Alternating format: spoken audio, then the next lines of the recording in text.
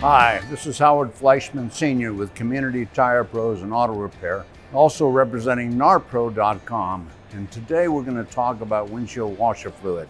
We're headed to the monsoons, and this is one of the most important things you can do to prepare, because along with the monsoon comes the dust.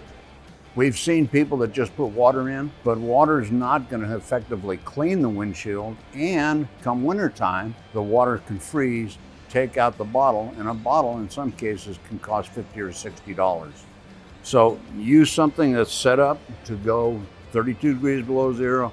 It's not going to freeze on you. It has the cleaning agents which will clean that dust off and give you good vision. We want to keep you safe on the road. Let's get under the hood.